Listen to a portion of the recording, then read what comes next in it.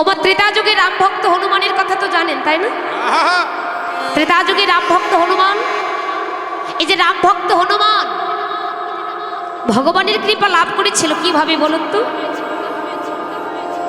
একটা বনের পশু হয়ে ভগবানের কৃপা লাভ করেছে, আর আমরা দুর্লভ মানব বলে জন্ম পেয়ে ভগবানের কৃপা লাভ করতে পেয়েছি মা, কেন পাচ্ছি না?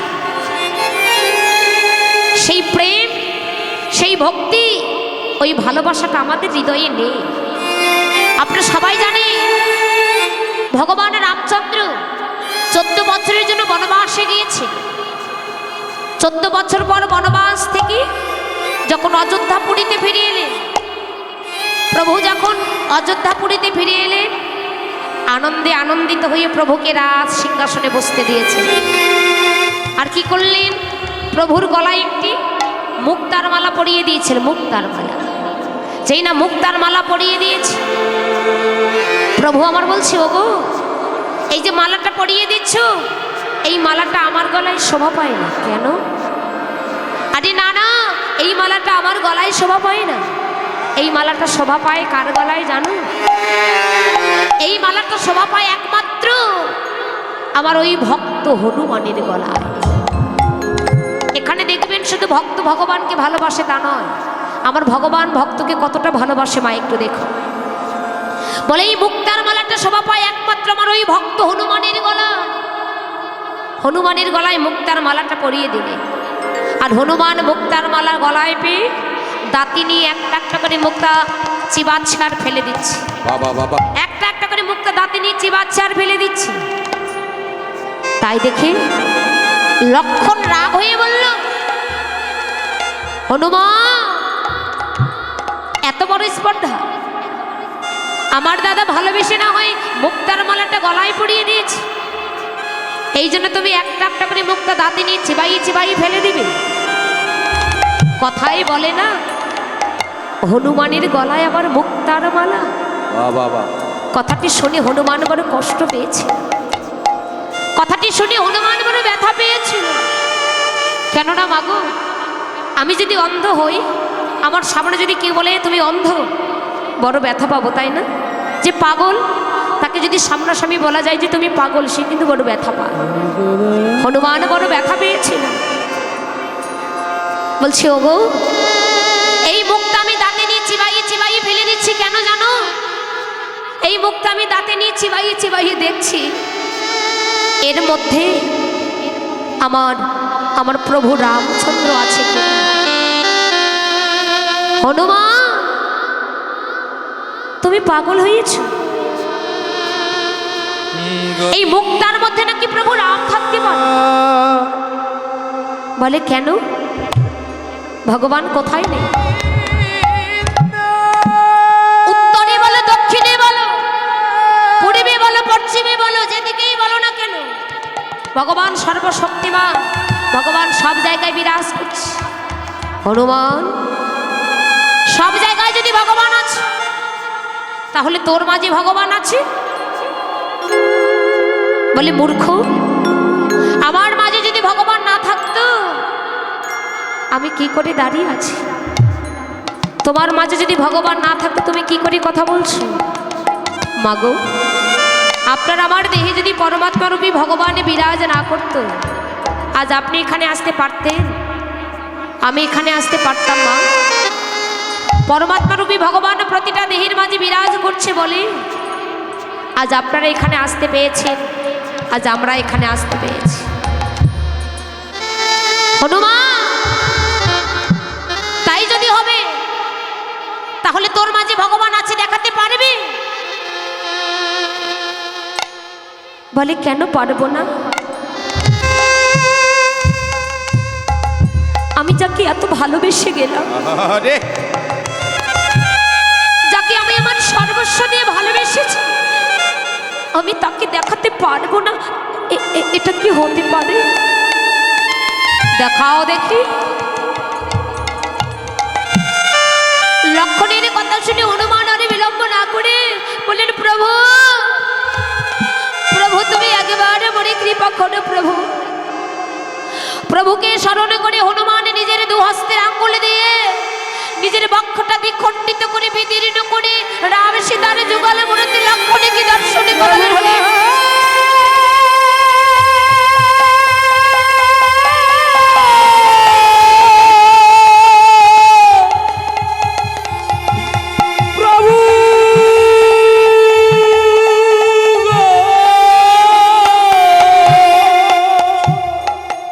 হনুমানের বক্ষ হতে রক্তের ধারা প্লাবিত হচ্ছে।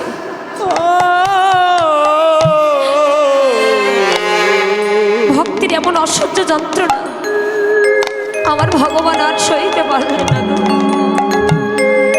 ভক্তির অসহ্য যন্ত্রণা সইতে না পেয়ে প্রভু কৃপা করে ছুটে এসে হনুমানের বক্ষে হাত বুলিয়ে দিচ্ছি। যেই না হাত বুলিয়ে দিচ্ছি লক্ষণ দেখে বলল, হনুমান ওরে তোর এত ভক্তি রে, তোর এত প্রেম, এটা তো আমার জানা ছিল না। ও হনুমান, আমার ভাই হয়ে আমার দাদা হয়ে আমি যা অর্জন করতে পারিনি রে, আর তুই বনের পশু হয়ে তাই করে দেখালি। হনুমান আরে দূরে থাকিস না রে, একেবারে আয় ভগত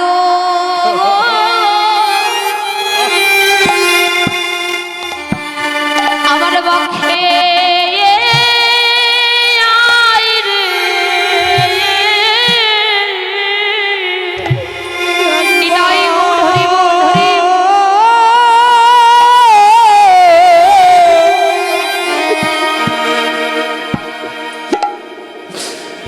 একবার আয় ভক্ত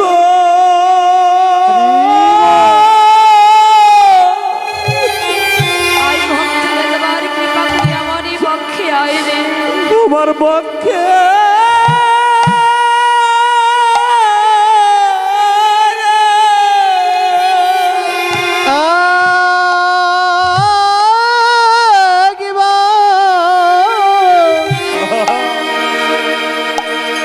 একবার আয়া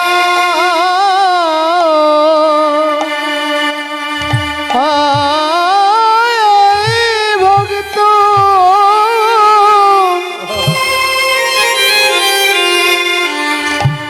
আমার বাকে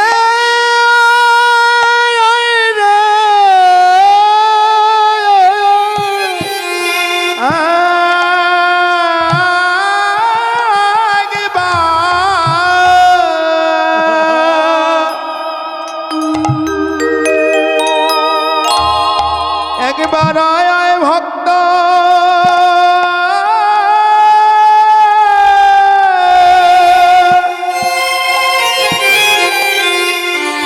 আমার পক্ষে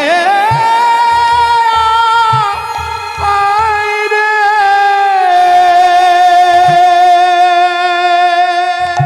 ওরে আমার তাপিত পড়া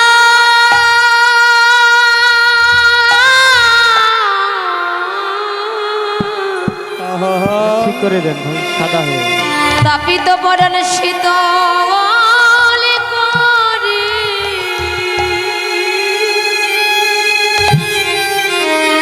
একবার আয় ভক্ত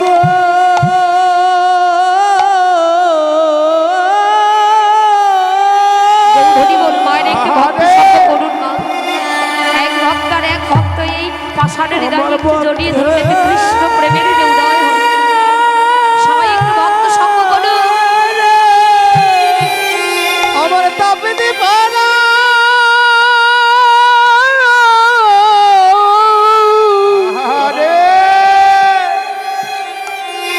তাপিতে পরাণ শীতল করি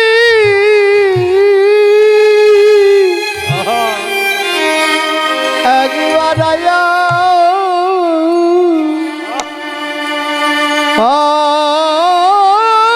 ভক্ত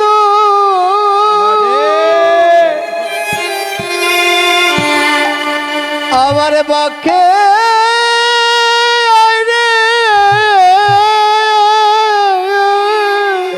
ওরে আমার এমন দিন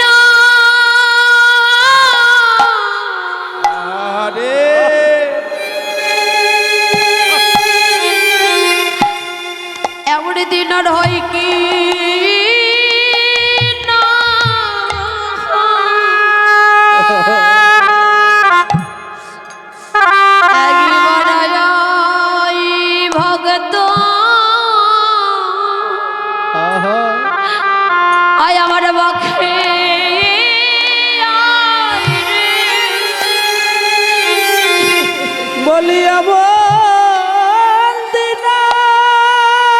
হরি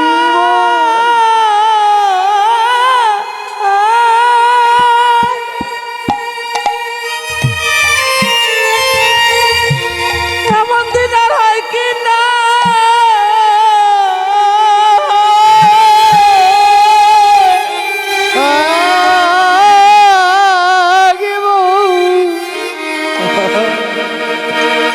একবার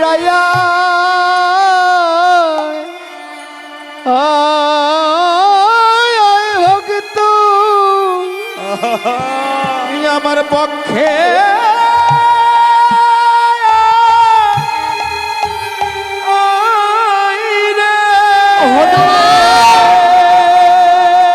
আর দূরে থাকিস না রে, তোর এমন প্রেম এমন ভক্তি এটা তো আমার জানা ছিল না। তাই আই ভক্ত একবার কৃপা করে তুই আমার পক্ষে আয়। ওরে তোর মতো ভক্তকে আমার এই পক্ষে জড়াইয়ে ধরে আমার এই অযোগ্য দেহ আমি যোগ্য করি। আমার এই অযোগ্য দেহ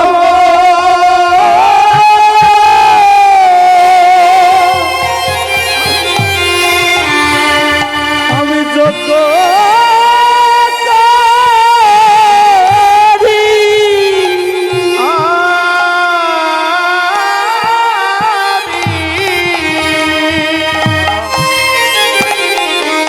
আমি আমার এই অযোগ্য দেহ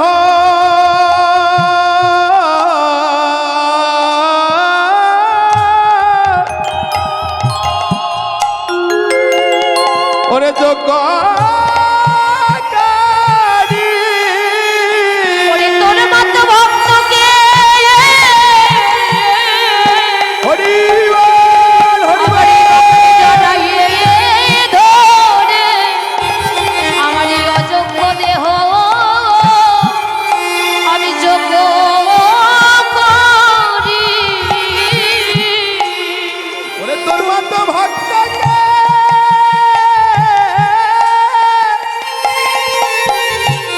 পক্ষে জড়াইয়ে ধরে আমার এই অযোগ্য দেহ হরি বল, হরি বল। আমি যোগ্য করি। আর দূরে থাকিস না, আয় ভক্ত তোর মতো ভক্ত কি আমারে পক্ষ মাঝে জড়িয়ে ধরে আমার এই অযোগ্য দেহটা আমি যোগ্য করি। তাহলে বনের পশু হয়ে তার ভক্তিটাতে কেমন মা দেখো, বনের পশু হয়ে ভগবানের কৃপা লাভই করলো, আর আমরা মানব হয়ে কি করলাম? দুর্লভ মানব কুলে জন্ম পেয়ে আমরা কি করলাম গো? জগতে তিন প্রকারের মানুষ, দেব মানুষ, মহামানুষ আর হলো দানব মানুষ। দেব মানুষ আর মহামানুষের সংখ্যাটা কমে গেছে, দানব মানুষের সংখ্যা কমে গেছে। আহা, দেব মানুষ আর মহামানুষের সংখ্যা কমে গেছে, দানব মানুষের সংখ্যাটা অনেক বেড়ে গেছে। তাই তোমার জগতে কিছু মানুষ আছে তাদের সঙ্গ করলে কি হয়? অহংকারের পোকা উদয় হয়। আবার জগতে কিছু মানুষ আছে তাদের সঙ্গ করলে অহংকারের পোকা নিধন হয়ে যায়। বাবা, পুকুরের জল, পাতকুয়ার জল, গঙ্গার জল, নদীর জল, টিউবওয়েলের জল, সবই তো জল। আমার তৃষ্ণা লেগেছে, আমি যদি পুকুরের জল খাই আমার তৃষ্ণা মিটবে মা? মিটবে না। তাই তত্ত্বদর্শী বলেন জগতে কিছু মানুষ আছে তাদের সঙ্গ করলে অহংকারের পোকা বেড়ে যায়। আবার জগতের কিছু মানুষ আছে তাদের সঙ্গ করলে অহংকারের পোকাটা নিধন হয়ে যায়। তাই বলেন সঙ্গ করো, কোন সঙ্গ? সাধু সঙ্গ। সাধু সঙ্গ সর্বশাস্ত্রে কয় লবমাত্র সাধু সঙ্গ যে কৃষ্ণ প্রাপ্তি হয়ে যায়। নিতাই গৌর হরি। হয়ে